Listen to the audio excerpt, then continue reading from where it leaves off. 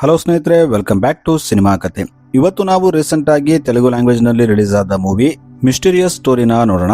ಇನ್ನು ಇದರ IMDb rating 7.8 ಇದೆ. ಸೊ ಮೂವಿ ತುಂಬಾ ಇಂಟ್ರೆಸ್ಟಿಂಗ್ ಆಗಿದೆ. ವಿಡಿಯೋನ ಲಾಸ್ಟ್ ವರೆಗೆ ನೋಡಿ.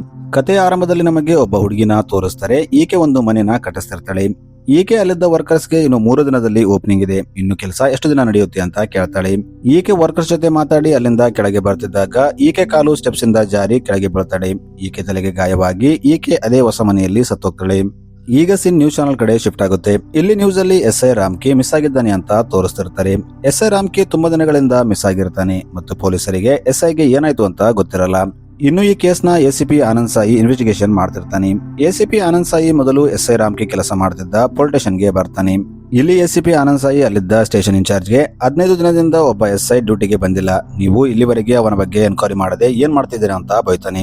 ಆಗ ಇನ್ಚಾರ್ಜ್, ಸರ್ ರಾಮ್ಕಿ ಹೇಳದೆ ಕೇಳದೆ 1 ವಾರದವರೆಗೆ ರಜೆ ತಗೋತಿರ್ತಾನೆ, ನಾನು ಈ ಸಾಲಿನೂ ಕೂಡ ಆತ ರಜೆ ತಗೊಂಡಿರ್ಬೋದು ಅಂತ ಅನ್ಕೊಂಡೆ ಅಂತ ಹೇಳ್ತಾನೆ.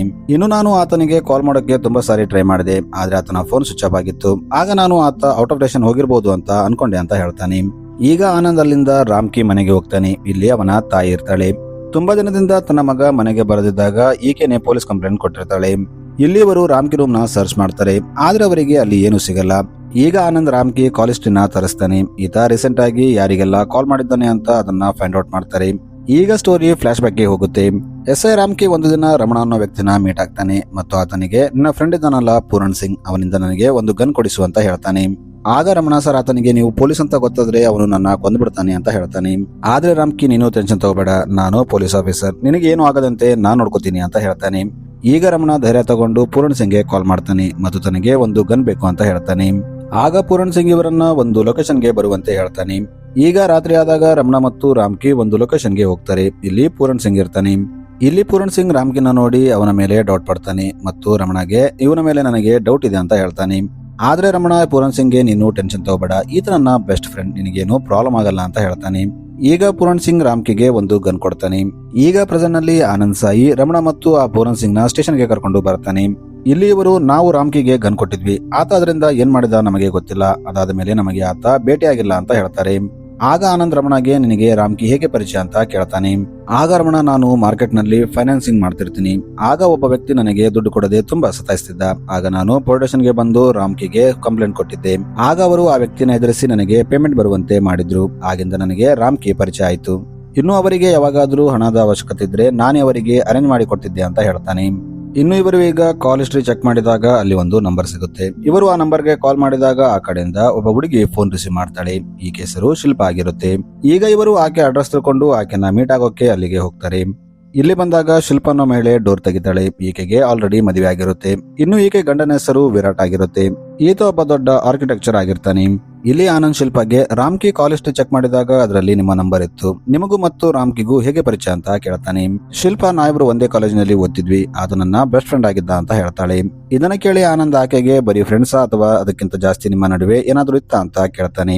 ಆಗ ಆಕೆ, ಅಂತದೇನಿಲ್ಲ, ನಾವಿಬ್ರು ಜಸ್ಟ್ ಫ್ರೆಂಡ್ ಆಗಿದ್ವಿ, ನಾನು ಅಷ್ಟಕ್ಕೂ ಈಗ ಮದುವೆ ಆಗಿದ್ದೀನಿ ಅಂತ ಹೇಳ್ತಾಳೆ.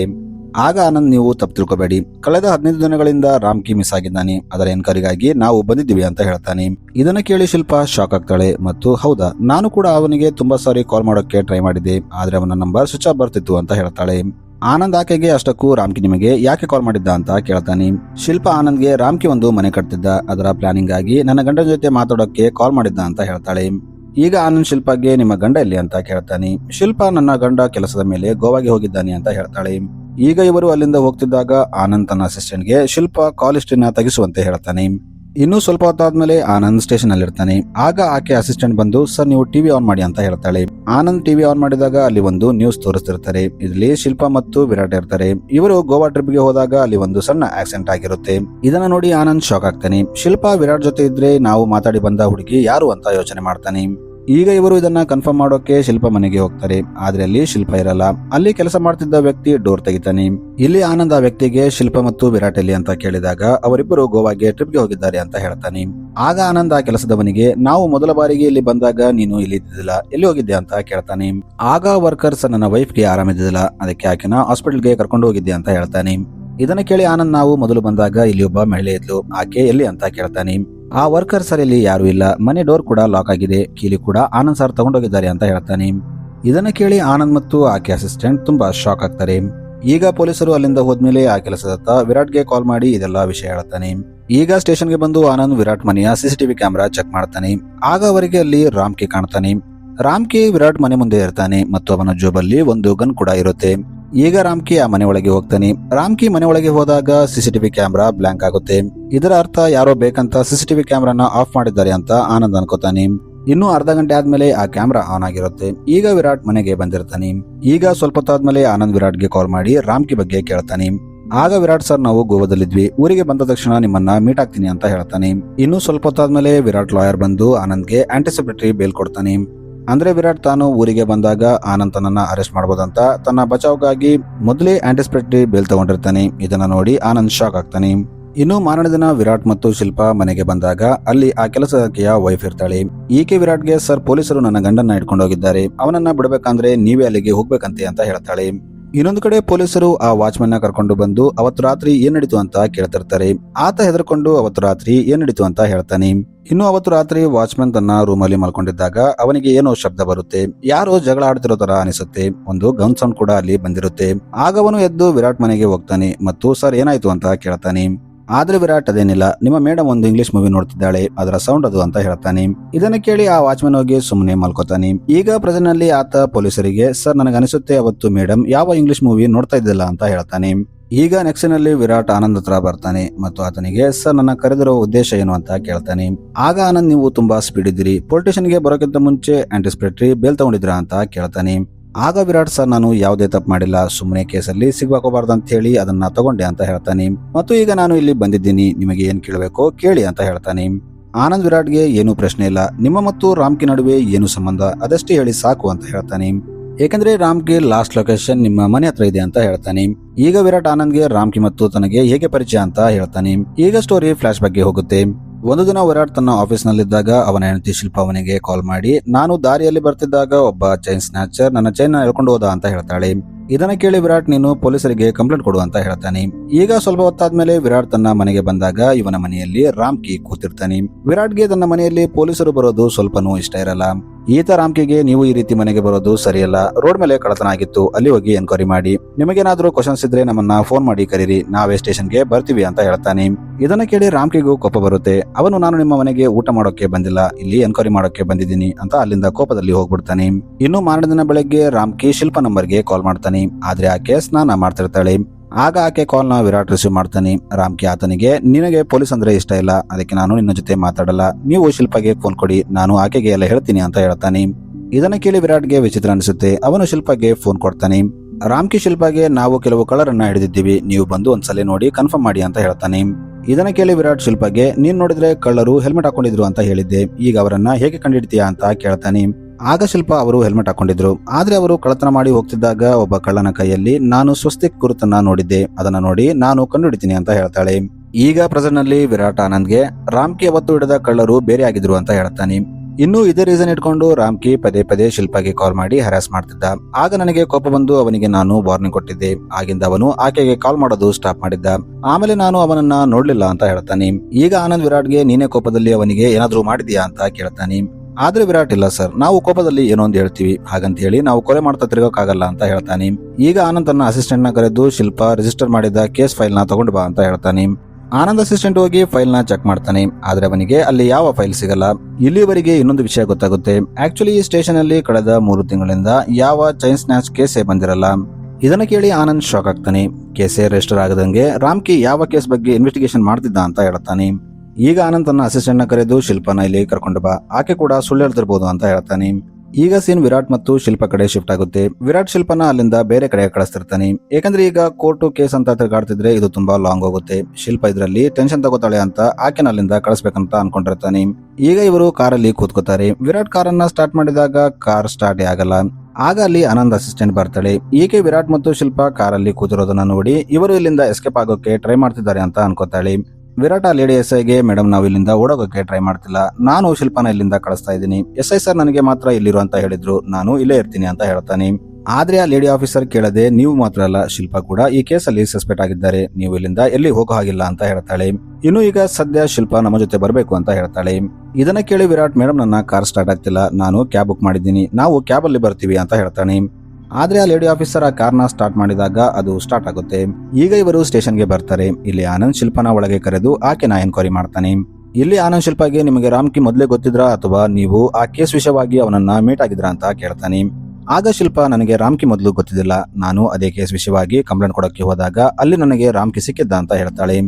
ಆದ್ರೆ ಆನಂದ್ಗೆ ಆಕೆ ಮೇಲೆ ಡೌಟ್ ಬರುತ್ತೆ. ಯಾಕಂದ್ರೆ ಶಿಲ್ಪಾ ಮನೆಯಿಂದ ಬೇರೆ ಪೊಲೀಸ್ ಸ್ಟೇಷನ್ ಹತ್ರದಲ್ಲಿರುತ್ತೆ. ಆದ್ರೂ ಆಕೆ ರಾಮ್ಕಿ ಪೊಲೀಸ್ ಸ್ಟೇಷನ್ಗೆ ಹೋಗಿ ಕಂಪ್ಲೇಂಟ್ ಕೊಟ್ಟಿರ್ತಾಳೆ. ಇನ್ನು ಇಲ್ಲಿ ಆನಂದ್ ಒಂದು ಡೈಮಂಡ್ ನೆಕ್ಲೆಸ್ ನ ಶಿಲ್ಪಾಗೆ ತೋರಿಸ್ತಾನೆ. ಶಿಲ್ಪಾ ಅದನ್ನ ನೋಡಿ, ಇದು ನನ್ನ ನೆಕ್ಲೆಸ್, ನೀವು ಕಳ್ಳರನ್ನ ಹಿಡ್ಕೊಂಡ್ರ ಅಂತ ಕೇಳ್ತಾಳೆ. ಆಗ ಆನಂದ್, ಇಲ್ಲ, ನಮಗೆ ಕಳ್ಳರು ಸಿಕ್ಕಿಲ್ಲ, ಆದ್ರೆ ಈ ನೆಕ್ಲೆಸ್ ನಮಗೆ ರಾಮ್ಕಿ ಮನೆಯಲ್ಲಿ ಸಿಕ್ತು ಅಂತ ಹೇಳ್ತಾನೆ. ಮತ್ತು ಶಿಲ್ಪಾಗೆ, ನೀವು ನಿಜ ಹೇಳ್ತೀರಾ ಅಥವಾ ನಾವು ಬೇರೆ ದಾರಿಯಲ್ಲಿ ನಿಜನ ಹೊರಗೆ ತೆಗಿಬೇಕಂತ ಕೇಳ್ತಾನೆ. ಮತ್ತು ಒಂದು ಸಿಸಿಟಿವಿ ಫುಟೇಜ್ ನ ತೋರಿಸ್ತಾನೆ. ಈ ಫುಟೇಜ್ ನಲ್ಲಿ ಶಿಲ್ಪಾ ಮತ್ತು ರಾಮ್ಕಿ ಒಟ್ಟಿಗೆ ಇರ್ತಾರೆ. ಇದನ್ನ ನೋಡಿ ಶಿಲ್ಪಾಗೆ ತಾನು ಸಿಗಾಕೊಂಡಿದ್ದೀನಿ ಅಂತ ಅರ್ಥವಾಗುತ್ತೆ. ಆಕೆ ಹತ್ರ ಬೇರೆ ಆಪ್ಷನ್ ಇರಲ್ಲ. ಈಗ ಆಕೆ ಎಲ್ಲ ನಿಜ ಹೇಳ್ತಾಳೆ. ಶಿಲ್ಪಾ ಮೊದಲ ಬಾರಿಗೆ ರಾಮ್ಕಿನ ಕಾಲೇಜ್ ನಲ್ಲಿ ಮೀಟ್ ಆಗಿರ್ತಾಳೆ. ರಾಮ್ಕಿ ಶಿಲ್ಪಾ ಸೀನಿಯರ್ ಆಗಿರ್ತಾನೆ. ಇವರು ಕಾಲೇಜ್ ನಲ್ಲಿ ಇದ್ದಾಗ ಇವರ ನಡುವೆ ಲವ್ ಆಗುತ್ತೆ. ಇನ್ನು ಇವರು ಮದುವೆ ಕೂಡ ಆಗ್ಬೇಕು ಅಂತ ಅನ್ಕೊಂಡಿರ್ತಾರೆ. ಆದ್ರೆ ಶಿಲ್ಪಾ ಮನೆಯವರು ರಾಮ್ಕಿ ಮತ್ತು ಶಿಲ್ಪಾ ಮದುವೆಗೆ ಒಪ್ಪಲ್ಲ. ಇನ್ನು ಶಿಲ್ಪಾ ಅಣ್ಣ ರಾಮ್ಕಿನ ರೌಡಿಗಳನ್ನಿಟ್ಟು ಹೊಡೆಸಿರ್ತಾನೆ. ಅದಾಗಿ 3 ವರ್ಷ ಆದ್ಮೇಲೆ ಶಿಲ್ಪಾ ಮದುವೆ ವಿರಾಟ್ ಜೊತೆ ಆಗಿರುತ್ತೆ. ಇವರ ಮದುವೆ ಜೀವನ ತುಂಬಾ ಚೆನ್ನಾಗಿರುತ್ತೆ. ಆದ್ರೆ ಒಂದು ದಿನ ಶಿಲ್ಪಾ ಜಿಮ್ ಅಲ್ಲಿದ್ದಾಗ ಅಲ್ಲಿ ಆಕೆಗೆ ರಾಮ್ಕಿ ಕಾಣ್ತಾನೆ. ಶಿಲ್ಪಾ ರಾಮ್ಕಿನ ನೋಡಿ ಆಕೆಗೆ ತನ್ನ ಹಳೆ ಪ್ರೀತಿ ನೆನಪಾಗುತ್ತೆ. ಈಗ ಶಿಲ್ಪಾ ರಾಮ್ಕಿ ಜೊತೆ ಟೈಮ್ ಸ್ಪೆಂಡ್ ಮಾಡೋಕೆ ಸ್ಟಾರ್ಟ್ ಮಾಡ್ತಾಳೆ. ಹೀಗಿದ್ದಾಗ ಒಂದು ದಿನ ವಿರಾಟ್ ಶಿಲ್ಪಾಗೆ ನಾವು ಬೇರೆ ಮನೆ ತಗೊಳ್ಳೋಣ ಅಂತ ಹೇಳ್ತಾನೆ. ಆಗ ಶಿಲ್ಪಾ ರಾಮ್ಕಿಗೆ ಫೋನ್ ಮಾಡಿ ಇದೇ ವಿಷಯ ಹೇಳ್ತಾಳೆ. ರಾಮ್ಕಿಗೆ ಒಂದು ಮನೆ ಗೊತ್ತಿರುತ್ತೆ. ಅವನು ಶಿಲ್ಪಾಗೆ ಅದರ ಅಡ್ರೆಸ್ ಕೊಟ್ಟು ಈ ಮನೆನ ನೀವು ತಗೊಳ್ಳಿ ಅಂತ ಹೇಳ್ತಾನೆ. ಈಗ ವಿರಾಟ್ ಮತ್ತು ಶಿಲ್ಪಾ ಆ ಮನೆನ ನೋಡ್ತಾರೆ. ವಿರಾಟ್ಗೆ ಈ ಮನೆ ತುಂಬಾ ಇಷ್ಟ ಆಗುತ್ತೆ. ಈಗ ಅವರು ಆ ಮನೆನ ತಗೋತಾರೆ. ಈಗ ಗೃಹ ಪ್ರವೇಶ ಮುಗಿದ ಮೇಲೆ ಶಿಲ್ಪಾ ರಾಮ್ಕಿ ಹತ್ರ ಬರ್ತಾಳೆ ಮತ್ತು ನೀನು ಒಳ್ಳೆ ಮನೆನ ತೋರಿಸಿದ್ದೀಯಾ, ವಿರಾಟ್ಗೆ ಆ ಮನೆ ತುಂಬಾ ಇಷ್ಟ ಆಯ್ತು ಅಂತ ಹೇಳ್ತಾಳೆ. ಆಗ ರಾಮ್ಕಿ, ಹಾಗೇನಿಲ್ಲ, ಆ ಮನೆ ನಮಗೆ ತುಂಬಾ ಅನುಕೂಲ ಆಗುತ್ತೆ, ಅದಕ್ಕೆ ನಾನು ಆ ಮನೆನ ನಿಮಗೆ ತೋರಿಸಿದ್ದು. ಏಕೆಂದ್ರೆ ಆ ಮನೆಯಲ್ಲಿ ದೆವ್ವ ಇದೆ ಅಂತ ಹೊರಗೆ ಟಾಕ್ ಇದೆ. ಇನ್ನು ಆ ಮನೆಯಲ್ಲಿ ಇರೋಕೆ 6 ತಿಂಗಳ ಹಿಂದೆ ಒಂದು ಫ್ಯಾಮಿಲಿ ಬಂದಿತ್ತು. ಆದ್ರೆ ಅಲ್ಲಿ ಏನೋ ವಿಚಿತ್ರವಾದ ಸೌಂಡ್ ಬರ್ತಿತ್ತು ಅಂತ ಹೇಳಿ ಅವರು ಅಲ್ಲಿಂದ ಮನೆ ಖಾಲಿ ಮಾಡಿದ್ರು. ಈಗ ನೀನು ಅದೇ ವಿಷಯನ ಅಡ್ವಾಂಟೇಜ್ ಆಗಿ ತಗೊಂಡು ವಿರಾಟ್ ನ ಸಾಯಿಸ್ಬಿಡು ಅಂತ ಹೇಳ್ತಾನೆ. ಇದನ್ನ ಕೇಳಿ ಶಿಲ್ಪಾ ಶಾಕ್ ಆಗ್ತಾಳೆ. ನೀನೇನು ಹುಚ್ಚಾಗಿದ್ದೀಯಾ, ನಾನು ನನ್ನ ಗಂಡನ ಕೊಲ್ಲಕ್ಕಾಗಲ್ಲ ಅಂತ ಹೇಳ್ತಾಳೆ. ಆದ್ರೆ ರಾಮ್ಕಿ ಕೇಳದೆ, ಹೌದು ನಾನು ಹುಚ್ಚಾಗಿದ್ದೀನಿ, ನಿನ್ನ ಪ್ರೀತಿಯಲ್ಲಿ ನಾನು ಹುಚ್ಚಾನೆ, ನಾನು ನಿನಗೋಸ್ಕರ ವೇಟ್ ಮಾಡ್ತಾ ಇಲ್ಲಿವರೆಗೆ ಮದುವೆ ಆಗಿಲ್ಲ, ನೀನು ನಿನ್ನ ಗಂಡನ್ನ ಸಾಯಿಸಿದ್ರೆ ನಾವಿಬ್ರು ಒಟ್ಟಿಗಿರ್ಬೋದು ಅಂತ ಆಕೆನ ಕನ್ವಿನ್ಸ್ ಮಾಡ್ತಾನೆ. ಈಗ ಶಿಲ್ಪಾ ಕೂಡ ರಾಮ್ಕಿ ಜೊತೆ ಸೇರಿ ಆಕೆ ಗಂಡನ್ನ ಕೊಲ್ಲಬೇಕಂತ ರೆಡಿ ಆಗ್ತಾಳೆ.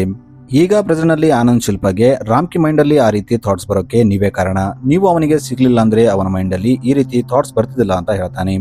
ಈಗ ಆನಂದ್ ಶಿಲ್ಪಾನ ಹೊರಗೆ ಕಳುಹಿಸಿ ವಿರಾಟ್ನ ಒಳಗೆ ಕರೀತಾನೆ. ಇಲ್ಲಿ ಆನಂದ್ ವಿರಾಟ್ಗೆ ರಾಮ್ಕಿ ವಿಷಯನ ಸ್ವಲ್ಪ ಹೊತ್ತಿಗೆ ಮರೆತು ಬಿಡಿ, ನೀವು ಆ ಮನೆಯಲ್ಲಿದ್ದಾಗ ನಿಮಗೆ ಏನಾದ್ರೂ ವಿಚಿತ್ರವಾದ ಅನುಭವಗಳಾಯ್ತಾ ಅಂತ ಕೇಳ್ತಾನೆ. ಈಗ ವಿರಾಟ್ ಆ ಮನೆಯಲ್ಲಿದ್ದಾಗ ತನ್ನ ಜೊತೆ ಆದ ಕೆಲವು ಇನ್ಸಿಡೆಂಟ್ಸ್ ನ ಹೇಳ್ತಾನೆ. ಒಂದು ದಿನ ಶಿಲ್ಪಾ ಸ್ನಾನ ಮಾಡ್ತಿದ್ದಾಗ ಆಕೆ ಟ್ಯಾಪ್ ಇಂದ ರಕ್ತ ಬರ್ತಿರೋ ತರ ಅನಿಸುತ್ತೆ. ಆಕೆ ವಿರಾಟ್ ನ ಕೂಗಿ ಕರೀತಾಳೆ. ಆದ್ರೆ ವಿರಾಟ್ ಅಲ್ಲಿ ಬಂದು ನೋಡಿದಾಗ ಅಲ್ಲಿ ಯಾವ ರಕ್ತದ ಕಲೆಗಳಿರಲ್ಲ. ಇನ್ನು ಒಂದು ದಿನ ಶಿಲ್ಪಾ ಮತ್ತು ವಿರಾಟ್ ಮಲ್ಕೊಂಡಿದ್ದಾಗ ಶಿಲ್ಪಾ ನೀರು ಕುಡಿಬೇಕಂತ ಎದ್ದು ಹೋಗ್ತಾಳೆ. ಆಗ ಆಕೆಗೆ ಕಿಚನ್ ಇಂದ ಏನೋ ಸೌಂಡ್ ಬರ್ತಿರುತ್ತೆ. ಆಕೆ ಅಲ್ಲಿ ಹೋಗಿ ನೋಡಿದಾಗ ಏನೂ ಇರಲ್ಲ. ಇನ್ನು ಆಕೆ ಕಿಟಕಿಯಿಂದ ಹೊರಗೆ ನೋಡಿದಾಗ ಅಲ್ಲಿ ಒಂದು ನೆರಳು ಆಕೆಗೆ ಕಾಣುತ್ತೆ. ಆಕೆ ಕೂಗಿ ವಿರಾಟ್ನ ಅಲ್ಲಿಗೆ ಕರೀತಾಳೆ. ಈಗ ವಿರಾಟ್ ಹೊರಗೆ ನೋಡಿದಾಗ ಅಲ್ಲಿ ವಾಚ್ಮ್ಯಾನ್ ತಿರುಗಾಡ್ತಿರ್ತಾನೆ. ಇದನ್ನು ನೋಡಿ ವಿರಾಟ್ ಶಿಲ್ಪಾಗೆ, ನೀನು ಸುಮ್ಮನೆ ಭಯಪಡ್ತಿದ್ಯಾ, ಇಲ್ಲಿ ಏನಿಲ್ಲ ಅಂತ ಹೇಳಿರ್ತಾನೆ. ಈಗ ಪ್ರೆಸೆಂಟ್ ನಲ್ಲಿ ಆನಂದ್ ವಿರಾಟ್ಗೆ, ಯಾವತ್ತಾದ್ರೂ ನಿನಗೆ ಶಿಲ್ಪ ನಿನ್ನ ಮೇಲೆ ಅಟ್ಯಾಕ್ ಮಾಡ್ತಿರೋ ತರ ಅನಿಸುತ್ತಾ, ಯಾವತ್ತಾದ್ರೂ ದೆವ್ವ ತರ ಆಕೆ ನಾಟಕ ಮಾಡ್ತಿದ್ಲಾ ಅಂತ ಕೇಳ್ತಾನೆ. ಇದನ್ನ ಕೇಳಿ ವಿರಾಟ್, ಏನಿಲ್ಲ ಸರ್, ಅಂತದೇನು ಅನಿಸಿಲ್ಲ, ಆದ್ರೆ ತುಂಬಾ ಸಾರಿ ಆಕೆ ನನ್ನ ಪ್ರಾಣವನ್ನ ಕಾಪಾಡಿದ್ದಾಳೆ ಅಂತ ಹೇಳ್ತಾನೆ. ಈಗ ಮತ್ತೆ ಸ್ಟೋರಿ ಪಾಸ್ಟ್ ಗೆ ಹೋಗುತ್ತೆ. ಒಂದು ದಿನ ವಿರಾಟ್ ಹೊರಗೆ ಕೂತು ಮೊಬೈಲ್ ನಲ್ಲಿ ಮಾತಾಡ್ತಿದ್ದಾಗ ಟೆರೆಸ್ ಮೇಲಿಂದ ಒಂದು ಫ್ಲವರ್ ಪಾಟ್ ಅವನ ಮೇಲೆ ಬೀಳ್ತಿರುತ್ತೆ. ಆಗ ಶಿಲ್ಪ ಬಂದು ಅವನನ್ನ ಕಾಪಾಡಿರ್ತಾಳೆ. ಇನ್ನು ಒಂದು ದಿನ ವಿರಾಟ್ ಕೆಲಸ ಮುಗಿಸ್ಕೊಂಡು ಮನೆಗೆ ಬಂದಾಗ ಅಲ್ಲಿ ಶಿಲ್ಪ ಇರಲ್ಲ. ಆಕೆ ಶಾಪಿಂಗ್ ಗೆ ಹೋಗಿರ್ತಾಳೆ. ಆಗ ವಿರಾಟ್ ತಾನು ಸ್ನಾನ ಮಾಡ್ಬೇಕಂತ ಒಂದು ಬಾತ್ರೂಮ್ ಒಳಗೆ ಹೋಗ್ತಾನೆ. ಆಗ ಶಿಲ್ಪ ಅವನಿಗೆ ಕಾಲ್ ಮಾಡಿ ಆ ಬಾತ್ರೂಮ್ ಟ್ಯಾಪ್ ನ ಓಪನ್ ಮಾಡಬೇಡ, ಯಾಕಂದ್ರೆ ಅದರಲ್ಲಿ ಕರೆಂಟ್ ಪಾಸ್ ಆಗ್ತಿದೆ ಅಂತ ಹೇಳ್ತಾಳೆ. ವಿರಾಟ್ ಶಿಲ್ಪ ಜೊತೆ ಮಾತಾಡ್ತಿದ್ದಾಗ ಅಲ್ಲಿ ಕರೆಂಟ್ ಶಾಕ್ ಆಗಿ ಬಾತ್ರೂಮ್ ತುಂಬಾ ಹೊಗೆ ಆಗುತ್ತೆ. ಈಗ ಪ್ರೆಸೆಂಟ್ ನಲ್ಲಿ ಆನಂದ್ ವಿರಾಟ್ ನ ಹೊರಗೆ ಕಳುಹಿಸಿ ಶಿಲ್ಪನ ಒಳಗೆ ಕರೀತಾನೆ ಮತ್ತು ಆಕೆಗೆ, ನೀವು ತುಂಬಾ ದೊಡ್ಡ ಆರ್ಟಿಸ್ಟ್, ಏಕೆಂದ್ರೆ ಒಂದು ಕಡೆ ರಾಮ್ಕಿಗೆ ನೀವೇ ನಿಮ್ಮ ಗಂಡನ ಕೊಲ್ತೀನಿ ಅಂತ ಹೇಳಿದ್ರಿ, ಆದ್ರೆ ಇನ್ನೊಂದು ಕಡೆ ನೀವೇ ನಿಮ್ಮ ಗಂಡನ್ನ ಕಾಪಾಡ್ತಿದ್ರಿ ಅಂತ ಹೇಳ್ತಾನೆ. ಆಗ ಶಿಲ್ಪ, ನಾನು ಯಾವತ್ತೂ ಅವನನ್ನ ಕಾಪಾಡಿಲ್ಲ, ಅವನು ತಾನಾಗಿ ತಾನು ಬದುಕುತ್ತಿದ್ದ ಅಂತ ಹೇಳ್ತಾಳೆ. ಈಗ ಇಲ್ಲಿ ಇನ್ನೊಂದು ಶಾಕಿಂಗ್ ವಿಷಯ ಗೊತ್ತಾಗುತ್ತೆ. ಶಿಲ್ಪ ತುಂಬಾ ಸಾರಿ ವಿರಾಟ್ ನ ಕೊಲ್ಲೋಕೆ ಟ್ರೈ ಮಾಡಿರ್ತಾಳೆ. ಒಂದು ದಿನ ಶಿಲ್ಪ ವಿರಾಟ್ ನ ಕೊಲ್ಬೇಕಂತ ಫ್ಲವರ್ ಪಾಟ್ ನ ಮೇಲಿಂದ ಬಿಸಾಕಿರ್ತಾಳೆ. ಆಗ ಕೆಳಗಿದ್ದ ಇನ್ನೊಬ್ಬ ಶಿಲ್ಪ ಬಂದು ವಿರಾಟ್ ನ ಕಾಪಾಡಿರ್ತಾಳೆ. ಇದನ್ನ ನೋಡಿ ಶಿಲ್ಪ ಶಾಕ್ ಆಗ್ತಾಳೆ. ನನ್ನಂತೆ ಇನ್ನೊಬ್ಬಳು ಯಾರು ಅಂತ ನೋಡ್ತಾಳೆ. ಹೀಗಿದ್ದಾಗ ಒಂದು ದಿನ ರಾಮ್ಕಿ ಒಬ್ಬ ಎಲೆಕ್ಟ್ರಿಷಿಯನ್ ಕಳುಹಿಸಿ ಆ ಬಾತ್ರೂಮ್ ನಲ್ಲಿ ಕರೆಂಟ್ ಸಪ್ಲೈ ಆಗುವಂತೆ ಮಾಡಿರ್ತಾನೆ. ಶಿಲ್ಪ ಕೂಡ ರಾಮ್ಕಿ ಮನೆಗೆ ಬಂದು ಸ್ನಾನ ಮಾಡುವಾಗ ಆತ ಸತ್ತೋಗ್ತಾನೆ ಅಂತ ಅನ್ಕೊಂಡು ಶಾಪಿಂಗ್ಗೆ ಹೋಗಿರ್ತಾಳೆ. ಆದ್ರೆ ಆಕಿ ತಿರುಗಿ ಬಂದಾಗ ವಿರಾಟ್ಗೆ ಏನೂ ಆಗಿರಲ್ಲ. ಅವನು ಸ್ನಾನ ಮುಗಿಸಿ ಆರಾಮಾಗಿ ಕೆಳಗೆ ಬರ್ತಾನೆ. ಇನ್ನು ಪ್ರೆಸೆಂಟ್ ನಲ್ಲಿ ಶಿಲ್ಪ ಆನಂದ್ಗೆ ಆ ಮನೆಯಲ್ಲಿ ಒಂದು ದೆವ್ವ ಇರಬೇಕು, ಅದೇ ವಿರಾಟ್ನ ಕಾಪಾಡ್ತಿದೆ ಅಂತ ಹೇಳ್ತಾಳೆ. ಇನ್ನು ಈ ವಿಷಯನ ನಾನು ತುಂಬಾ ಸಾರಿ ರಾಮ್ಕಿಗೆ ಹೇಳಿದ್ದೆ, ಆದ್ರೆ ಅವನು ನನ್ನ ನಂಬಲಿಲ್ಲ. ನಾನು ಸುಳ್ಳಿರ್ತೀನಿ ಅಂತ ಅನ್ಕೊಂಡಿದ್ದ. ಅದಕ್ಕೆ ಅವನು ಒಂದು ದಿನ ದೆವ್ವದ ಬಗ್ಗೆ ಚೆಕ್ ಮಾಡೋಕೆ ಮನೆಗೆ ಬಂದಿದ್ದ. ಆ ಟೈಮಲ್ಲಿ ವಿರಾಟ್ ಕೂಡ ಮನೇಲಿ ಇದ್ದಿದ್ದಿಲ್ಲ. ಆಗ ನಾವು ರೊಮ್ಯಾನ್ಸ್ ಮಾಡಿದ್ವಿ. ಅದೇ ಟೈಮಲ್ಲಿ ವಿರಾಟ್ ಮನೆಗೆ ಬಂದಿದ್ದ. ನಾನು ಅವನಿಗೆ ವಿರಾಟ್ ಮನೆಗೆ ಬಂದ, ನೀನು ಎಲ್ಲಿಯಾದ್ರೂ ಬಜೆಟ್ಕೋ ಅಂತ ಹೇಳಿದ್ದೆ. ಆದ್ರೆ ಅವನು ಇದೇ ಟೈಮಿಗಾಗಿ ನಾನು ಕಾಯ್ತಿದ್ದೆ. ಅವನ ಕೊಲ್ಲೋಕೆ ನಾನು ಒಂದು ಗನ್ ತಗೊಂಡಿದ್ದೀನಿ, ನೀನು ಟೆನ್ಷನ್ ತಗೋಬೇಡ, ಇವತ್ತು ನಾನು ಅವನನ್ನ ಸಾಯಿಸ್ಬಿಡ್ತೀನಿ ಅಂತ ಹೇಳಿದ್ದ ಅಂತ ಹೇಳ್ತಾಳೆ. ಇನ್ನು ವಿರಾಟ್ ಒಳಗೆ ಬಂದಾಗ ಶಿಲ್ಪ ಬೆಡ್ರೂಮ್ ಅಲ್ಲಿ ಇರ್ತಾಳೆ. ಆಕೆ ಮೂರ್ಛೆ ಹೋಗಿರೋ ತರ ನಾಟಕ ಮಾಡ್ತಿರ್ತಾಳೆ. ಇನ್ನು ಅಲ್ಲಿ ಬಚ್ಚಿಟ್ಕೊಂಡು ನಿಂತಿದ್ದ ರಾಮ್ಕಿ ವಿರಾಟ್ನ ಕೊಲ್ಬೇಕಂತ ಗನ್ ತಗೊಂಡು ಅವನ ಕಡೆ ಏನ್ ಮಾಡ್ತಾನೆ. ಅದೇ ಟೈಮಲ್ಲಿ ಅವನ ಕೈ ಮೇಲೆ ಒಂದು ಫ್ಲವರ್ ಪಾಟ್ ಬಂದು ಬೀಳುತ್ತೆ. ಈಗ ವಿರಾಟ್ ರಾಮ್ಕಿನ ನೋಡ್ಬಿಡ್ತಾನೆ. ಈಗ ರಾಮ್ಕಿ ಮತ್ತು ವಿರಾಟ್ ನಡುವೆ ಫೈಟ್ ಆಗುತ್ತೆ. ಈಗ ಸ್ವಲ್ಪ ಹೊತ್ತು ಫೈಟ್ ಮಾಡಿದ ಮೇಲೆ ವಿರಾಟ್ ಕೈಗೆ ಗನ್ ಬರುತ್ತೆ. ಅವನು ರಾಮ್ಕಿನ ಶೂಟ್ ಮಾಡಿ ಸಾಯಿಸ್ಬಿಡ್ತಾನೆ. ಈಗ ಪ್ರೆಸೆಂಟ್ ನಲ್ಲಿ ಆನಂದ್ ವಿರಾಟ್ಗೆ, ಹಾಗಾದ್ರೆ ನೀವೇ ರಾಮ್ಕಿನ ಕೊಂದಿದ್ದು, ರಾಮ್ಕಿ ಬಾಡಿ ಎಲ್ಲಿ ಅಂತ ಕೇಳ್ತಾನೆ. ಆಗ ವಿರಾಟ್ ಆನಂದ್ಗೆ, ನನಗೆ ಗೊತ್ತಿಲ್ಲ ಸರ್, ಅವತ್ತು ರಾಮ್ಕಿನ ಶೂಟ್ ಮಾಡಿದ ಮೇಲೆ ಶಿಲ್ಪ ಮೂರ್ಛೆ ಹೋಗಿ ಬಿದ್ದಿದ್ಲು. ಆಕೆನ ಎತ್ಕೊಂಡು ನಾನು ಬೆಡ್ರೂಮ್ ಒಳಗೆ ತಗೊಂಡು ಹೋದೆ. ಅದೇ ಟೈಮಲ್ಲಿ ಕರೆಂಟ್ ಹೋಯ್ತು. ಇನ್ನು ಕರೆಂಟ್ ಬಂದಾಗ ಹಾಲ್ ಅಲ್ಲಿ ಬಂದು ನೋಡಿದ್ರೆ ಅಲ್ಲಿ ರಾಮ್ಕಿ ಬಾಡಿ ಇದ್ದಿಲ್ಲ. ಇನ್ನು ಹಾಲನ್ನ ಯಾರೋ ತುಂಬಾ ನೀಟಾಗಿ ಕ್ಲೀನ್ ಮಾಡಿದ್ರು ಅಂತ ಹೇಳ್ತಾನೆ. ಇದನ್ನೆಲ್ಲ ಕೇಳಿ ಆನಂದ್ ಅಸಿಸ್ಟೆಂಟ್ ಆನಂದ್ಗೆ, ಸರ್, ಈ ಕೇಸಲ್ಲಿ ಮೊದಲಿನಿಂದಲೂ ವಿಚಿತ್ರವಾದ ಘಟನೆಗಳು ನಡೀತಾ ಇದೆ. ಏಕೆಂದ್ರೆ ಮೊದಲ ಬಾರಿಗೆ ನಾವು ವಿರಾಟ್ ಮನೆಗೆ ಹೋದಾಗ ಅಲ್ಲಿ ನಮಗೆ ಶಿಲ್ಪ ಕಂಡಿದ್ಲು. ನೋಡಿದ್ರೆ ವಿರಾಟ್ ಮತ್ತು ಶಿಲ್ಪ ಗೋವಾ ಟೂರ್ ಅಲ್ಲಿ ಇದ್ರು ಅಂತ ಹೇಳ್ತಾಳೆ. ಆದ್ರೆ ವಿರಾಟ್ ಆಕೆ ಮಾತನ್ನ ನಂಬಲ್ಲ. ನಾವು ಆ ಮನೆಯಲ್ಲಿ ದೆವ್ವ ಇದೆ ಅಂತ ಹೇಳೋಕ್ಕಾಗಲ್ಲ, ಇದು ವಿರಾಟ್ ಮತ್ತು ಶಿಲ್ಪ ಪ್ಲಾನ್ ಆಗಿರ್ಬೋದು. ಇನ್ನು ನಾವು ಆ ಮನೆಯಲ್ಲಿ ದೆವ್ವ ಇದೆ ಅಂತ ಸಾಬೀತ್ ಮಾಡಿದ್ರು ಮೀಡಿಯಾದವರಿಗೆ ನಾವು ಏನಂತ ಹೇಳ್ಬೇಕು ಅಂತ ಹೇಳ್ತಾನೆ. ಇನ್ನು ಇವರು ವಿರಾಟ್ ಮನೆಯನ್ನ ಸರ್ಚ್ ಮಾಡಿದಾಗ ಅಲ್ಲಿ ಅವರಿಗೆ ರಾಮ್ಕಿ ಗನ್ ಸಿಗುತ್ತೆ. ಅವರು ಅದನ್ನ ತಮ್ಮ ಕಸ್ಟಡಿಗೆ ತಗೋತಾರೆ. ಇನ್ನು ವಿರಾಟೆ ತಾನು ರಾಮ್ಕಿನ ಕೊಂದಿದ್ದೀನಿ ಅಂತ ಒಪ್ಕೊಂಡಿದ್ದಕ್ಕೆ ಈಗ ಇವರು ರಾಮ್ಕಿನ ಅರೆಸ್ಟ್ ಮಾಡ್ತಾರೆ. ಈಗ ಆನಂದ್ ಎನ್ಕ್ವೈರಿ ಮಾಡ್ತಾ ಒಂದು ಓಲ್ಡ್ ಏಜ್ ಹೋಮ್ಗೆ ಬರ್ತಾನೆ. ಇಲ್ಲಿ ಒಬ್ಬ ವ್ಯಕ್ತಿ ಇರ್ತಾನೆ. ಇದೇ ವ್ಯಕ್ತಿ ಶಿಲ್ಪ ಮತ್ತು ವಿರಾಟ್ ಇದ್ದ ಮನೆನ ಕಟ್ಸಿರ್ತಾನೆ. ಇಲ್ಲಿ ಆನಂದ್ ಆ ವ್ಯಕ್ತಿಗೆ, ನೀವು ಕಟ್ಸಿದ ಮನೆಯಲ್ಲಿ ದೆವ್ವ ಇದೆ ಅಂತ ಜನ ಮಾತಾಡ್ತಿದ್ದಾರೆ, ಅದರ ಬಗ್ಗೆ ನೀವೇನಾದ್ರೂ ಹೇಳ್ತೀರಾ ಅಂತ ಹೇಳ್ತಾನೆ. ಈಗ ಆ ವ್ಯಕ್ತಿ ಒಂದು ಫ್ಲಾಶ್ ಬ್ಯಾಕ್ ನ ಹೇಳ್ತಾನೆ. ಸ್ಟೋರಿ ಈಗ ಹಿಂದಕ್ಕೆ ಹೋಗುತ್ತೆ. ಇಲ್ಲಿ ನಮಗೆ ಈ ವ್ಯಕ್ತಿಯ ಮಗಳು ಮಿಶ್ರಾನ ತೋರಿಸ್ತಾರೆ. ಮಿಶ್ರಾ ವಿರಾಟ್ ಕಂಪನಿಯಲ್ಲಿ ಕೆಲಸ ಮಾಡ್ತಿರ್ತಾಳೆ. ಇನ್ನು ವಿರಾಟ್ ಮತ್ತು ಮಿಶ್ರಾ ಲವ್ ಅಲ್ಲಿ ಕೂಡ ಇರ್ತಾರೆ. ಈಗ ಒಂದು ದಿನ ವಿರಾಟ್ ಮಿಶ್ರಾಗೆ ಒಂದು ಮನೆ ಡಿಸೈನ್ ನ ಮಾಡಿ ಕೊಡುವಂತೆ ಹೇಳ್ತಾನೆ. ಆಗ ಮಿಶ್ರಾ ವಿರಾಟ್ಗೆ ಒಂದು ಮನೆ ಡಿಸೈನ್ ನ ಮಾಡಿ ಕೊಡ್ತಾಳೆ. ಆ ಡಿಸೈನ್ ವಿರಾಟ್ಗೆ ತುಂಬಾ ಇಷ್ಟ ಆಗುತ್ತೆ. ಆಗ ವಿರಾಟ್ ಮಿಶ್ರಾಗೆ, ಇಂಥ ಮನೆನ ನಾನು ಕಟ್ಸ್ಬೇಕು ಅನ್ಕೊಂಡಿದ್ದೀನಿ, ಆದ್ರೆ ಈಗ ಸದ್ಯ ಆಗಲ್ಲ, ಫ್ಯೂಚರ್ ನಲ್ಲಿ ಯಾವಾಗ್ಲಾದ್ರೂ ಮಾಡಿಸ್ತೀನಿ ಅಂತ ಹೇಳ್ತಾನೆ. ಇದನ್ನ ಕೇಳಿ ಮಿಶ್ರಾಗೆ ವಿರಾಟ್ಗಾಗಿ ತಾನು ಏನಾದ್ರೂ ಮಾಡ್ಬೇಕು ಅಂತ ಅನ್ಕೋತಾಳೆ. ಈಗ ಆಕೆ ತನ್ನ ತಂದೆ ಹತ್ರ ಹೋಗಿ, ನಾನು ವಿರಾಟ್ನ ಮದುವೆ ಆಗ್ಬೇಕು ಅನ್ಕೊಂಡಿದ್ದೀನಿ ಅಂತ ಹೇಳ್ತಾಳೆ. ಮಿಶ್ರಾ ತಂದೆ ಕೂಡ ಅದಕ್ಕೆ ಒಪ್ಕೋತಾನೆ. ಏಕೆಂದ್ರೆ ಮಿಶ್ರಾ ಅವನಿಗೆ ಒಬ್ಬಳೆ ಮಗಳಾಗಿರ್ತಾಳೆ. ಈಗ ಆಕೆ ವಿರಾಟ್ಗಾಗಿ ತಾನು ಒಂದು ಮನೆಯನ್ನ ಕಟ್ಬೇಕು ಅನ್ಕೊಂಡಿದ್ದೀನಿ ಅಂತ ಹೇಳ್ತಾಳೆ. ಮಿಶ್ರಾ ತಂದೆ ಹತ್ರ ಒಂದು ಜಾಗ ಇರುತ್ತೆ. ಆಕೆ ತನ್ನ ಮಗಳಿಗೆ ಆ ಜಾಗನ ಕೊಡ್ತಾನೆ. ಮತ್ತು ಮಿಶ್ರಾ ತನ್ನ ತಂದೆಗೆ, ಇದರ ಬಗ್ಗೆ ವಿರಾಟ್ಗೆ ಗೊತ್ತಾಗಬಾರ್ದು, ನಾನು ಅವನಿಗೆ ಅವನ ಬರ್ತ್ಡೇ ಅಲ್ಲಿ ಇದನ್ನ ಸರ್ಪ್ರೈಸ್ ಆಗಿ ಕೊಡ್ತೀನಿ ಅಂತ ಹೇಳ್ತಾಳೆ. ಇನ್ನು ಈಗ ಈಕೆ ಅದೇ ಡಿಸೈನ್ ನಲ್ಲಿ ಅಲ್ಲಿ ಮನೆ ಕಟ್ಟೋಕೆ ಸ್ಟಾರ್ಟ್ ಮಾಡ್ತಾಳೆ. ಇದೇ ಸೀನ್ ನಾವು ಮೂವಿ ಸ್ಟಾರ್ಟಿಂಗ್ ನಲ್ಲಿ ನೋಡಿದ್ದು. ಒಬ್ಬ ಹುಡುಗಿ ಬಂದು ವರ್ಕರ್ಸ್ಗೆ ಈ ಮನೆನ ಬೇಗ ರೆಡಿ ಮಾಡಿ, ಯಾಕಂದ್ರೆ 3 ದಿನದಲ್ಲಿ ಈ ಮನೆ ಓಪನಿಂಗ್ ಇದೆ ಅಂತ ಹೇಳಿರ್ತಾಳಲ್ಲ, ಅದು ಬೇರೆ ಯಾರು ಅಲ್ಲ, ಮಿಶ್ರಾ ಆಗಿರ್ತಾಳೆ. ಈಕೆ ಆ ವರ್ಕರ್ಸ್ ಜೊತೆ ಮಾತಾಡಿ ಕೆಳಗೆ ಬರ್ತಿದ್ದಾಗ ಕಾಲು ಜಾರಿ ಮೆಟ್ಲಿಂದ ಕೆಳಗೆ ಬೀಳ್ತಾಳೆ. ಆದ್ರೆ ಆಕೆ ಸತ್ತಿರಲ್ಲ. ಈಗ ಆಕೆನ ಹಾಸ್ಪಿಟಲ್ ನಲ್ಲಿ ಜಾಯ್ನ್ ಮಾಡಿರ್ತಾಳೆ. ಈಕೆ ಕಂಡೀಷನ್ ತುಂಬಾ ಕ್ರಿಟಿಕಲ್ ಆಗಿರುತ್ತೆ. ಈಕೆ ತನ್ನ ತಂದೆನ ಕರೆದು, ನನ್ನ ಬಗ್ಗೆ ವಿರಾಟ್ಗೆ ಹೇಳ್ಬೇಡಿ ಅಂತ ಹೇಳ್ತಾಳೆ. ಈಗ ಡಾಕ್ಟರ್ ಮಿಶ್ರಾಗೆ ಒಂದು ಆಪರೇಷನ್ ಮಾಡಬೇಕು ಅಂತ ಹೇಳ್ತಾನೆ. ಆದ್ರೆ ಆಪರೇಷನ್ ಮಾಡಿದ್ರು ಮಿಶ್ರಾ ಬದುಕಿರಲ್ಲ, ಆಕೆ ಸತ್ತೋಗ್ತಾಳೆ. ಇನ್ನು ಮಿಶ್ರಾ ಸತ್ ಮೇಲೆ ಮಿಶ್ರಾ ತಂದೆ ಆ ಮನೆಯನ್ನ ಮಾರಿರ್ತಾನೆ. ಇದನ್ನೆಲ್ಲ ಕೇಳಿ ಆನಂದ್ ತನ್ನ ಸ್ಟೇಷನ್ಗೆ ಬಂದಾಗ ಅಲ್ಲಿ ಒಬ್ಬ ವೈಲ್ಡ್ ಲೈಫ್ ಫೋಟೋಗ್ರಾಫರ್ ಬರ್ತಾನೆ. ಈತ ಪ್ರಾಣಿಗಳನ್ನ ರೆಕಾರ್ಡ್ ಮಾಡೋಕೆ ಕಾಡಲ್ಲಿ ಒಂದು ಕ್ಯಾಮ್ರಾನ ಸೆಟ್ ಮಾಡಿರ್ತಾನೆ. ಆದ್ರೆ ಅದರಲ್ಲಿ ಬೇರೆ ಒಂದು ಫುಟೇಜ್ ರೆಕಾರ್ಡ್ ಆಗಿರುತ್ತೆ. ಈತ ಅದನ್ನ ಎಸಿಪಿ ಆನಂದ್ಗೆ ತೋರಿಸ್ತಾನೆ. ಎಸಿಪಿ ಆನಂದ್ ಆ ಫುಟೇಜ್ ನ ನೋಡಿದಾಗ ಶಾಕ್ ಆಗ್ತಾನೆ. ಏಕೆಂದ್ರೆ ಅದರಲ್ಲಿ ವಿರಾಟ್ ಮನೆಯಲ್ಲಿ ಕೆಲಸ ಮಾಡ್ತಿದ್ದ ಅದೇ ವಾಚ್ಮನ್ ಇರ್ತಾನೆ. ಈತ ರಾಮ್ಕಿ ಡೆಡ್ ಬಾಡಿನ ಎತ್ಕೊಂಡು ಬಂದು ಒಂದು ನದಿಯಲ್ಲಿ ಬಿಸಾಕಿರ್ತಾನೆ. ಈಗ ಆನಂದ್ ಇದನ್ನ ನೋಡಿ ಆ ವಾಚ್ಮನ್ ನ ಎತ್ಕೊಂಡು ಬಂದು ಅವನನ್ನ ಎನ್ಕ್ವೈರಿ ಮಾಡ್ತಾನೆ. ಆದ್ರೆ ಇವನಿಗೆ ಎಷ್ಟೇ ಹೊಡೆದ್ರು ಅವನು, ನಾನು ಆ ಬಾಡಿನ ಏನು ಮಾಡಿಲ್ಲ, ನನಗೆ ಅದರ ಬಗ್ಗೆ ಗೊತ್ತೇ ಇಲ್ಲ ಅಂತ ಹೇಳ್ತಾನೆ. ಅದೇ ಟೈಮಲ್ಲಿ ಅಲ್ಲಿ ಆನಂದ್ ಅಸಿಸ್ಟೆಂಟ್ ಬರ್ತಾಳೆ. ಈಕೆ ಆನಂದ್ಗೆ ವಿರಾಟ್ ಮನೆಯಲ್ಲಿ ಸಿಕ್ಕ ಗನ್ ಮೇಲೆ ವಿರಾಟ್ ಫಿಂಗರ್ ಪ್ರಿಂಟ್ ಇಲ್ಲ ಅಂತ ಹೇಳ್ತಾಳೆ. ಇದನ್ನ ಕೇಳಿ ಆನಂದ್, ಹಾಗಾದ್ರೆ ಅದರ ಮೇಲೆ ಯಾರೋ ಫಿಂಗರ್ ಪ್ರಿಂಟ್ ಇದೆ ಅಂತ ಕೇಳ್ತಾನೆ. ಆಗ ಆನಂದ್ ಅಸಿಸ್ಟೆಂಟ್ ಅದರ ಮೇಲೆ ಶಿಲ್ಪ ಫಿಂಗರ್ ಪ್ರಿಂಟ್ ಇದೆ ಅಂತ ಹೇಳ್ತಾಳೆ. ಇದನ್ನ ಕೇಳಿ ಆನಂದ್ ಕೂಡ ಶಾಕ್ ಆಗ್ತಾನೆ. ಅವನು ತಕ್ಷಣ ಶಿಲ್ಪನ ಅರೆಸ್ಟ್ ಮಾಡುವಂತೆ ಹೇಳ್ತಾನೆ. ಈಗ ಇವರು ಶಿಲ್ಪ ಮನೆಗೆ ಬಂದಾಗ ಅಲ್ಲಿ ಶಿಲ್ಪ ಇರಲ್ಲ. ಆಕೆ ಅಲ್ಲಿಂದ ಎಸ್ಕೇಪ್ ಆಗ್ತಿರ್ತಾಳೆ. ಆದ್ರೆ ಇವರು ಆಕೆ ಲೊಕೇಶನ್ ನ ಕಂಡುಹಿಡಿದು ಆಕೆನ ಅರೆಸ್ಟ್ ಮಾಡಿ ಸ್ಟೇಷನ್ಗೆ ಕರ್ಕೊಂಡು ಬರ್ತಾರೆ. ಇಲ್ಲಿ ಆನಂದ್ ಶಿಲ್ಪಾಗೆ, ನೀವು ನಿಜ ಹೇಳಿ, ಯಾಕಂದ್ರೆ ಗನ್ ಮೇಲೆ ನಿಮ್ಮ ಫಿಂಗರ್ ಪ್ರಿಂಟ್ ಇದೆ, ರಾಮ್ಕಿನ ಕೊಂದಿದ್ದು ವಿರಾಟ್ ಅಲ್ಲ, ನೀವೇ ಅಂತ ಹೇಳ್ತಾನೆ. ಇದನ್ನ ಕೇಳಿ ಶಿಲ್ಪ ನಿಜ ಹೇಳ್ತಾಳೆ. ಈಗ ಸ್ಟೋರಿ ಮತ್ತೆ ಫ್ಲಾಶ್ ಬ್ಯಾಕ್ ಗೆ ಹೋಗುತ್ತೆ. ಇಲ್ಲಿ ವಿರಾಟ್ ಮತ್ತು ರಾಮ್ಕಿ ಫೈಟ್ ಮಾಡ್ತಿದ್ದಾಗ ಬೈ ಮಿಸ್ಟೇಕ್ ಗನ್ ಶಿಲ್ಪ ಕೈಗೆ ಹೋಗುತ್ತೆ. ಆಕೆ ವಿರಾಟ್ನ ಕೊಲ್ಬೇಕಂತ ಅವನ ಕಡೆ ಗನ್ನ ಏಮ್ ಮಾಡ್ತಾಳೆ. ಆದ್ರೆ ಗನ್ ಆಟೋಮೆಟಿಕ್ಲಿ ರಾಮ್ಕಿ ಕಡೆ ಹೋಗಿ ಶಿಲ್ಪ ರಾಮ್ಕಿನ ಶೂಟ್ ಮಾಡ್ತಾಳೆ. ರಾಮ್ಕಿ ಅಲ್ಲೇ ಸತ್ತೋಗ್ತಾನೆ. ಏಕೆಂದ್ರೆ ಆ ಟೈಮಲ್ಲಿ ಶಿಲ್ಪ ಬಾಡಿಯಲ್ಲಿ ಮಿಶ್ರ ಆತ್ಮ ಇರುತ್ತೆ. ಅದಕ್ಕೆ ಆಕೆ ವಿರಾಟ್ನ ಬಿಟ್ಟು ರಾಮ್ಕಿನ ಶೂಟ್ ಮಾಡಿರ್ತಾಳೆ. ಇನ್ನು ಮಿಶ್ರ ಆತ್ಮ ಶಿಲ್ಪನ ಬಿಟ್ಟು ಹೋದಾಗ ಆಕೆ ರಾಮ್ಕಿ ಸತ್ತು ಬಿದ್ದಿರೋದನ್ನ ನೋಡಿ ಶಾಕ್ ಆಗ್ತಾಳೆ. ಆ ಟೈಮಲ್ಲಿ ಆಕೆ ಮೂರ್ಛೆ ಹೋಗ್ತಾಳೆ. ಈಗ ಪ್ರೆಸೆಂಟ್ ನಲ್ಲಿ ಆನಂದ್ ವಿರಾಟ್ನ ಕರೆದು ರಾಮ್ಕಿ ನಿಮ್ಮನ್ನ ಕೊಲ್ಲೋಕೆ ಆ ಮನೆಯನ್ನ ನಿಮಗೆ ಬೈ ಮಾಡಿಸಿದ್ದ. ಆದ್ರೆ ಅದೇ ಮನೆಯಿಂದ ನಿಮ್ಮ ಪ್ರಾಣ ಉಳಿತು ಮತ್ತು ರಾಮ್ಕಿ ಪ್ರಾಣ ಹೋಯ್ತು ಅಂತ ಹೇಳ್ತಾನೆ. ಏಕೆಂದ್ರೆ ಆ ಮನೆನ ಮಿಶ್ರ ನಿಮಗಾಗಿ ಕಟ್ಟಿಸಿದ್ಲು. ಆದ್ರೆ ಆಕೆ ನಿಮಗೆ ಗಿಫ್ಟ್ ಮಾಡೋ ಮುಂಚೆ ಆಕೆ ಈ ಲೋಕನ ಬಿಟ್ಟು ಹೋದ್ಲು. ಆದ್ರೆ ಆಕೆ ಆತ್ಮ ಮಾತ್ರ ಅದೇ ಮನೆ ಸುತ್ತ ಸುತ್ತಿತ್ತು. ಆಕೆ ನಿಮ್ಮನ್ನ ವಾಚ್ ಮಾಡ್ತಿದ್ಲು. ಇನ್ನು ಶಿಲ್ಪ ನಿಮ್ಮನ್ನ ಕೊಲ್ಲೋಕೆ ಟ್ರೈ ಮಾಡಿದಾಗಲೆಲ್ಲ ಮಿಶ್ರ ಆತ್ಮ ಬಂದು ನಿಮ್ಮನ್ನ ಕಾಪಾಡ್ತಿತ್ತು ಅಂತ ಹೇಳ್ತಾನೆ. ಇನ್ನು ರಾಮ್ಕಿ ಸತ್ ಮೇಲೆ ರಾಮ್ಕಿ ಬಾಡಿ ಹಾಲಲ್ಲಿ ಬಿದ್ದಿರುತ್ತೆ. ಆಗ ಮಿಶ್ರ ಆತ್ಮ ಆ ವಾಚ್ಮನ್ ಬಾಡಿ ಒಳಗೆ ಹೋಗುತ್ತೆ ಮತ್ತು ರಾಮ್ಕಿ ಬಾಡಿನ ಅಲ್ಲಿಂದ ಎತ್ಕೊಂಡು ಹೋಗಿ ಬೇರೆ ಕಡೆ ಬಿಸಾಕುತ್ತೆ. ಆದ್ರೆ ಇದನ್ನೆಲ್ಲ ಈಗ ವಿರಾಟ್ ನಂಬ್ತಿರಲ್ಲ. ಅವನು ಇದೆಲ್ಲ ಸುಳ್ಳು ಅಂತ ಅನ್ಕೋತಾನೆ. ಆಗ ಆನಂದ್ ವಿರಾಟ್ನ ನಂಬಿಸೋಕೆ ಅವನಿಗೆ ಆ ಸಿಸಿಟಿವಿ ಫುಟೇಜ್ ನ ತೋರಿಸ್ತಾನೆ. ಆದ್ರೆ ಲ್ಯಾಪ್ಟಾಪ್ ಓಪನ್ ಮಾಡಿದಾಗ ಅದರಲ್ಲಿ ಆ ವಿಡಿಯೋ ಇರಲ್ಲ. ಅಲ್ಲಿ ಒಂದು ಮಂಕಿ ವಿಡಿಯೋ ಇರುತ್ತೆ. ಅಂದ್ರೆ ಮಿಶ್ರ ಆತ್ಮ ಆ ವಿಡಿಯೋನ ಡಿಲೀಟ್ ಮಾಡಿ ವಾಚ್ಮನ್ ನ ಕೂಡ ಕಾಪಾಡಿರ್ತಾಳೆ. ಇದನ್ನ ನೋಡಿ ಆನಂದ್ ಕೂಡ ಶಾಕ್ ಆಗ್ತಾನೆ. ಸೊ ಮೂವಿ ಇಲ್ಲಿಗೆ ಎಂಡ್ ಆಗುತ್ತೆ. Thanks for watching.